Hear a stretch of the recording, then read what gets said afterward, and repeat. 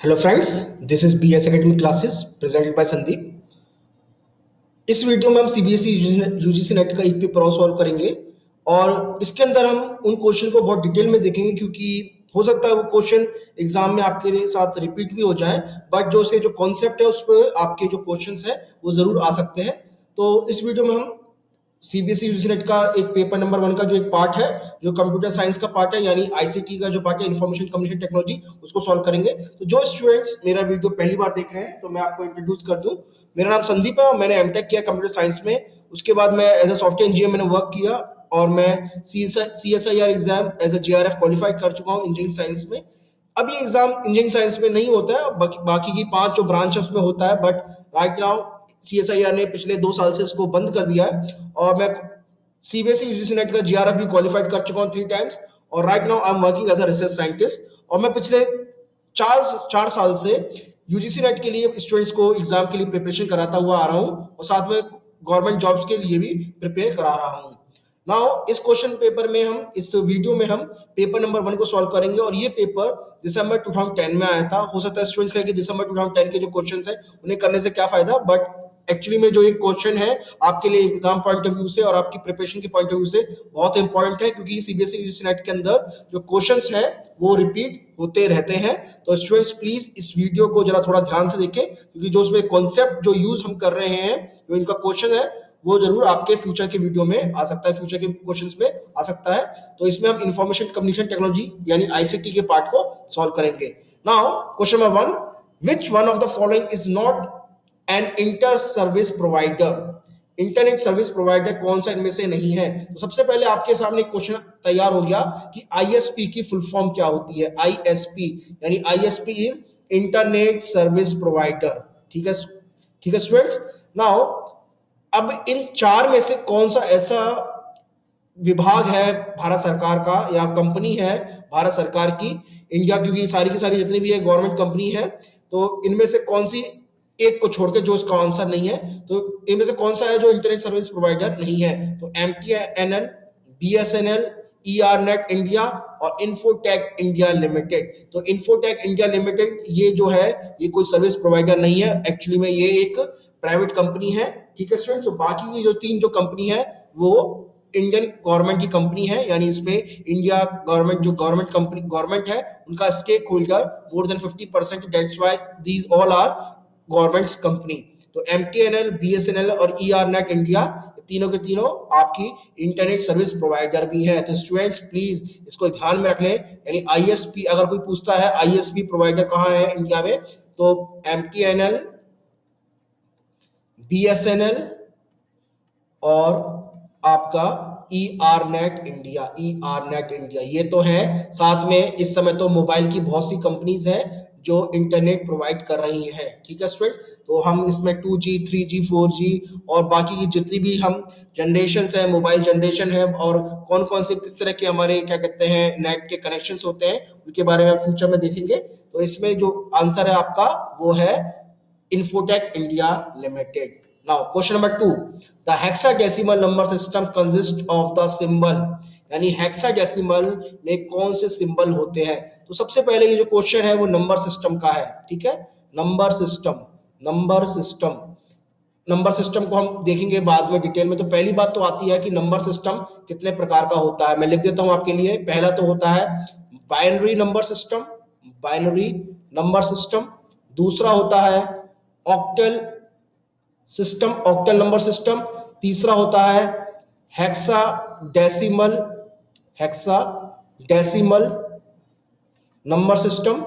और चौथा हमारा जो हम यूज करते हैं decimal number system, decimal number system. और भी बहुत तरह के होते हैं बट आपके एग्जाम पॉइंट ऑफ व्यू से ये 4 बहुत इंपॉर्टेंट है। तो बाइनरी में जो डिजिट होती है वो केवल 0 और 1 होती है। ठीक है, ऑक्टल में जो होती है वो 0 से लेकर 7 तक, यानी ऑक्टल मतलब 8, 8 तो 7 होंगी इसके अंदर, 0 से लेकर 7 तक होंगी। तो 0, 1, 2, 3, 4, 5, 6 और 7 ये आपकी ऑक्टल में यूज होती है। हेक्साडेसिमल में आपकी 0 से लेकर 15 तक यूज होती है। 15 क्या होता है देखते हैं हम कैसे हम 15 को लिखते हैं। तो इसके अंदर हेक्साडेसिमल हमारी 16 डिजिट होती है हेक्साडेसिमल। तो कौन कौन सी होती है जरा देख लेते हैं। तो 0, 1 2 3 4 5 6 7 8 9 और फिर A B C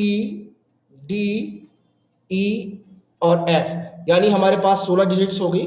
तो ये हमारे पास जो 16 डिजिट है ये काम करती है। A को हम एज अ 10 यूज करते हैं, B को एज अ 11, C को 12, D को 13, देन E को 14 और F को हम 15 की तरह यूज करते हैं। डेसिमल सिस्टम क्या होता है? डेसिमल सिस्टम जो हम बचपन से पढ़ते हुए आ रहे हैं, 0 से लेकर 9 तक, कौन सी होती है? 0 0 1 2 3 4 5 6 7 8 9, ये जो हमारी जो बेसिक फंडामेंटल डिजिट होती है, जो हमने स्टार्टिंग से अपने चाइल्डहुड से पढ़ते हुए आ रहे हैं, वो होता है। ठीक, तो अब हम अगली क्लास में या कभी भी हमें जब भी हम टाइम मिलेगा, तो डेसिमल से कैसे ऑक्टल में कन्वर्ट करते हैं, डेसिमल से कैसे बाइनरी में कन्वर्ट करते हैं, कैसे बाइनरी से ऑक्टल में कन्वर्ट करते हैं, ऑक्टल से हेक्साडेसिमल में कन्वर्ट करते हैं, ये भी हम जरूर देखेंगे जब भी हमें आप आगे फ्यूचर के वीडियोस में। तो जो इसका आंसर है, इसमें जो ऑप्शन दिए थे वो 0 से लेकर 7 तक, ये तो ऑक्टल का होता है, तो ये तो होगा नहीं।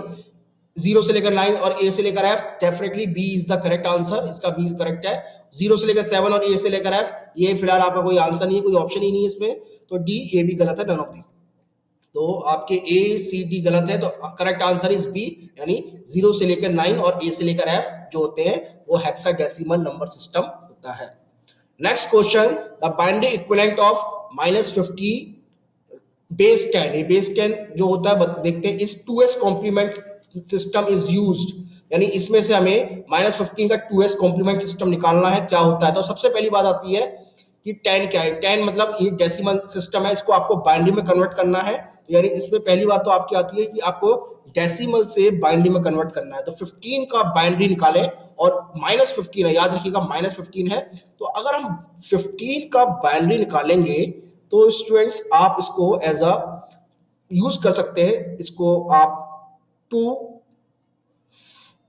4 8 और साथ में 1 1 2 4 8, इसको बना के आपका 15 बनता है, आप देख लीजिएगा।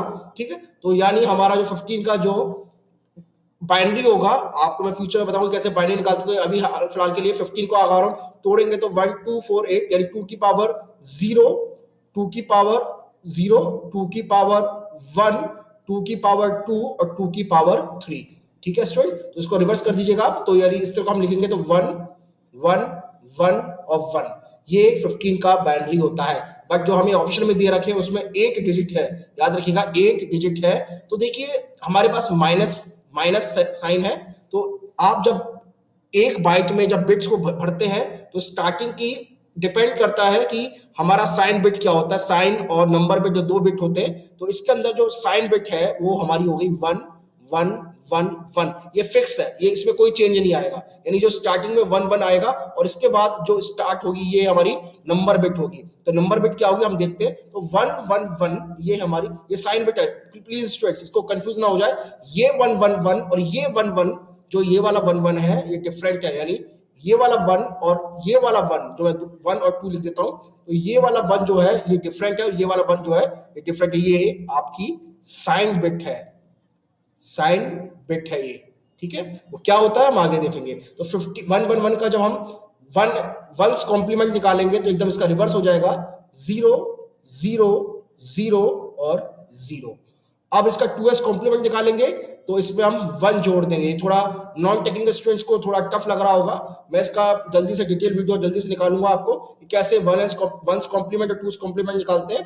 तो इसमें 1 0 0 और 0, ये इसका आंसर आ गया।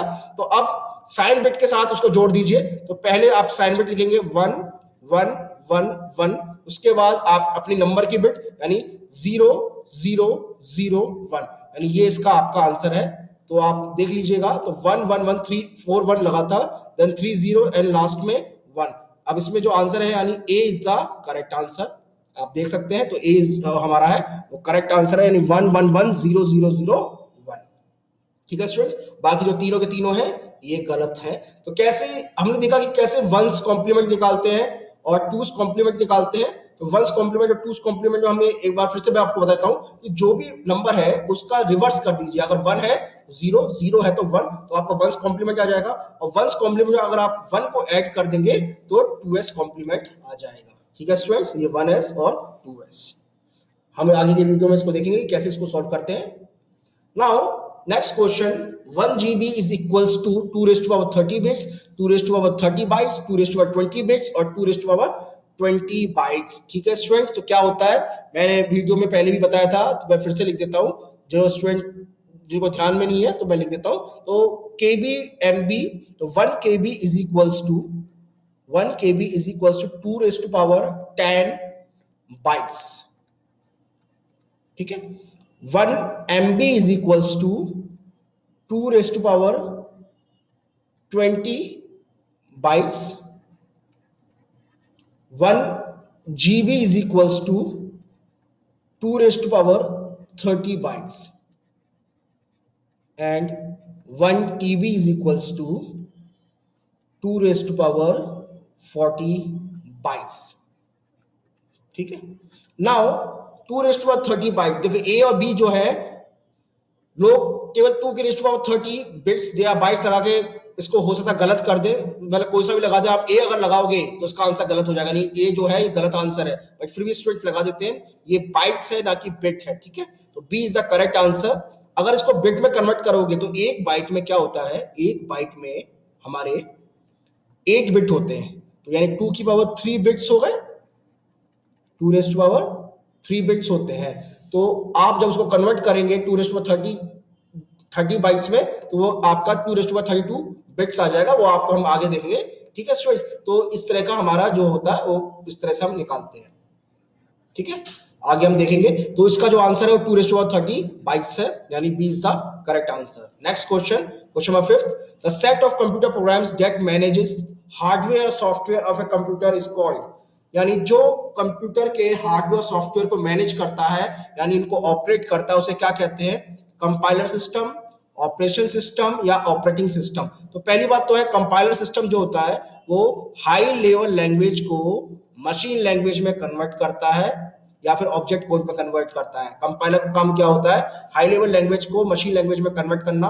ऑपरेशन सिस्टम ये कोई टर्म नहीं है, और दूसरा है ऑपरेटिंग सिस्टम, यानी सी इसका जो है वो करेक्ट आंसर है। ऑपरेटिंग सिस्टम एक तरह का मीडिएटर है जो यूजर और हार्डवेयर में या फिर सॉफ्टवेयर में यूजर्स को मध्यस्थता प्रदान करता है, मीडिएटर का रोल प्ले करता है। तो by using the operating system the user can work with hardware and software of any devices. तो ऑपरेटिंग सिस्टम ये इसका आंसर है। तो ऑपरेटिंग सिस्टम के जो ऑप्शन है वो आप देख लीजिएगा।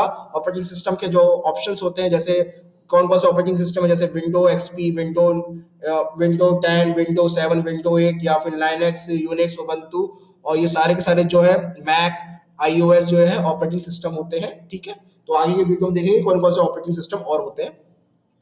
नेक्स्ट क्वेश्चन है, S/MIME इन इंटरनेट टेक्नोलॉजी स्टैंड्स फॉर, यानी क्या है, तो इसकी जो डेफिनेशन है, secure multipurpose internet mail extension, B secure multimedia internet mail extension, C simple multipurpose internet mail extension, या D simple multimedia internet mail extension. तो इसका आप ये आंसर याद कर लीजिएगा, इसका आंसर ए है, तो secure multipurpose internet mail extension. और ये एक तरह का प्रोटोकॉल है जो कि एप्लीकेशन लेयर पर काम करता है। ठीक है स्टूडेंट्स, एप्लीकेशन लेयर पर ये काम करता है और ये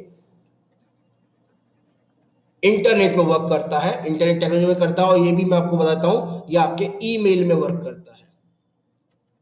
ठीक है स्टूडेंट्स, तो SMIME internet technology stands for secure multipurpose internet mail extension. ठीक है स्टूडेंट्स, तो स्टूडेंट्स हमने इस वीडियो में 5 से 6 क्वेश्चन सॉल्व करे। हो सकता है ये क्वेश्चन आपको बहुत सिंपल लगे, पर जो स्टूडेंट नॉन टेक्निकल बैकग्राउंड के उनके लिए बहुत यूजफुल है। और इस क्वेश्चन में हमने इस वीडियो में हमने बहुत डिटेल में उनको पढ़ा है। तो स्टूडेंट्स आपके एग्जाम पॉइंट ऑफ व्यू से बहुत इंपॉर्टेंट, तो प्लीज इनको रिवाइज कर लीजिएगा।